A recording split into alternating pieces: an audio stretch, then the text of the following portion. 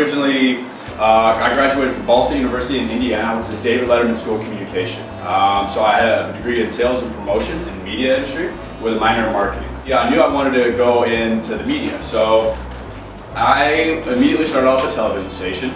About 3 months in, I really liked. I was a producer, and I was on a morning talk show called Indie Style in Indianapolis, Indiana, CBS affiliate. CBS decided they didn't like my general manager, so they pulled the affiliation for the entire station. I no longer had a job, and I also had a non-compete clause, so I could not work in TV in the entire city of Indianapolis. So I had to switch industries, so I went into radio. But with radio, I was an account executive, and I was on air. Who knows who Alice Cooper is? Yes.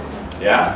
All right, cool. So Alice Cooper, I was on after him in Muncie, Indiana. So I had like 4 a.m. time slot when everybody's listening, right? So I mean, my station, we started getting awards, and we started moving up, and then Clear Channel bought my radio station.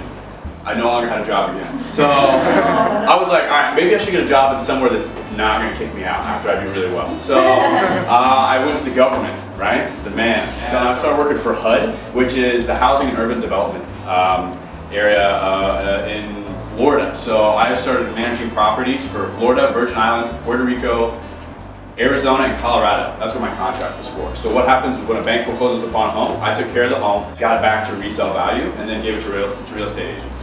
And I was pretty much retired at like 23, honestly. I was living, I had a pool, I was like down in Florida, I was literally living in a retirement village. I wasn't like on the beach or like Miami or anything like that. I was in a retirement village, literally in a swamp. Like that's where I was, right? So it wasn't the best retirement at 23. So I really started to think, like after I'd been there for about 6 months, I was like, I don't know really if I want to do this. Because I was sitting at a computer every single day. I had 3 computer screens.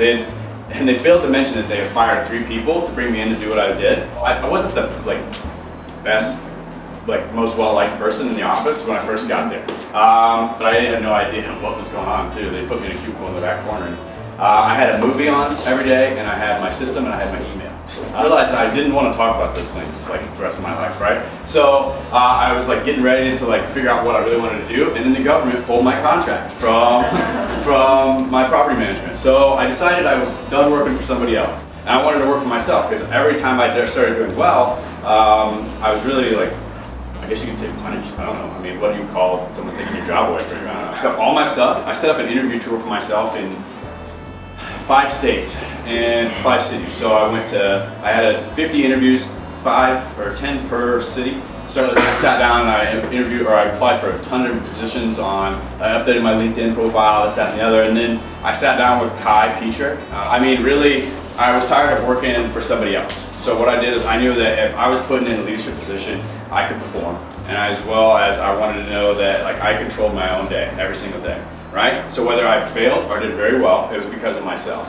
And then I knew that shortly after that I had to take a lot more responsibility for everything I was doing every day. So I found out that I was having fun, I was growing every single day, and I was also making a lot of money. But that came with a lot of hard work. So I'm going to give it up to Lindsay to tell her story. Background story is a lot different than Dylan's. So I'm an assistant manager down in our Philly office. I started on our business-to-business campaign doing merchant services, and then I switched to Assurance Wireless, which is events for a government program. Now I have a team of about 16 people that I manage back in Philly, and I'm going to open my office in a few weeks, so that's really exciting. So my background, for me, I always knew that I wanted to run a business. Ever since I was a little girl, when people ask me, what do you want to be? And kids are like, firefighter, an astronaut. I was like, I want to be a businesswoman. Because my dad, he was a businessman, dressed very sharp, nice suits, briefcase, always taking business trips. I had no idea what he did, but I said, whatever he's doing, I want to be like my dad. Focus in entrepreneurship, because I knew I needed to learn those skills to run a restaurant if that's what I wanted to do. So by the end of my degree, I knew I wanted to get into the franchising of restaurants. So I had this whole game plan. I went to college in Texas. I moved out to Philly, big city, and I wanted to find a startup restaurant that was starting from the ground up. So I found this restaurant. They were still building it. I went in and I applied. I kept telling them, hey, just put me in this management position. I have so many great ideas for marketing, all this. I'm going to bring in lots of customers. And they didn't trust me because I didn't have that experience. which was really frustrating because I was working so hard for that. I deserve better than this. I can do better than this. I want to prove, my worth somewhere. And so I started applying everywhere, anything. I was just like, I'm willing to do, pretty much anything. And I got a call back for this position. It was the opportunity that caught my eye. I saw that it's exactly how I thought things should work. You start at the bottom, you learn all the aspects of the business, and then you manage the business because you know what's going on in every position. I was super shy, super nervous. I was doing business to business, so walking up to business owners being, "Hi, my name is," and then that's it. So I've come a really long way. Those are the people that we want in management. So Canada, like that's really cool. And let alone all the places I've been in the United States. Right? I remember all the friends I made along the way. Right? Give it my 100% and see what happens. Right?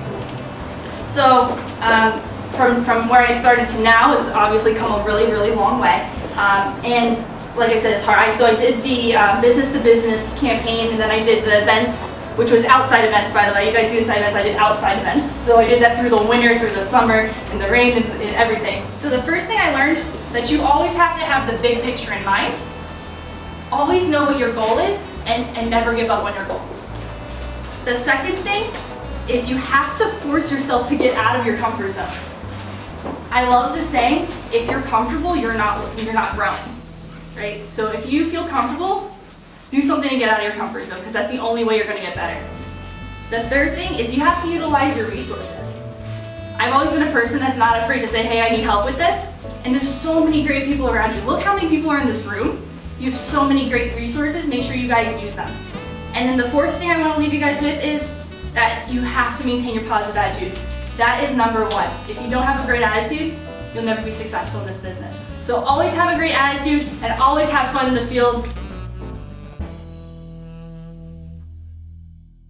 I had the opportunity to go to a different city to train on my campaign. The first week I was even ever in the business. So I was in Detroit, Michigan, actually Ferndale, if you want to get specific. My first week, and then by my third week, I actually took a trip to New York. So I was in New York for a week, shot in a lot of different offices, a lot of different campaigns.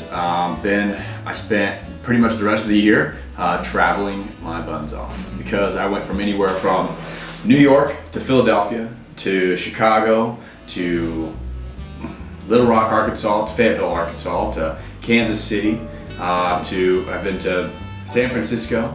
I've been in New York 2 times after that as well. I've been to Mexico, Sayulita, Mexico, probably the most beautiful place I've ever seen. Dominican Republic, where I took a dune buggy through the jungle. Really, work hard, play hard is the mentality. That's why I love my business. It's very exciting to see that we can go from a position of 100 employees here in Canada and moving with a mindset of being over 2,000 very, very shortly. There's 17 different countries in the entire world that we're in. I would assume that after the next few years, we would almost double that, if not more. It's so fast-paced and exciting, because one thing I do love about this business is the fact that not only every week but every day there's a remotivation factor for me to be able to view the way I see things in a different lens, I guess you'd say. I'm just loving every minute of it, because 2 days ago I was in San Francisco, I was in Berkeley, California, and right now I'm in Toronto, Canada. It's just really exciting to see something, go after it, and then every time you go after it, something bigger be available.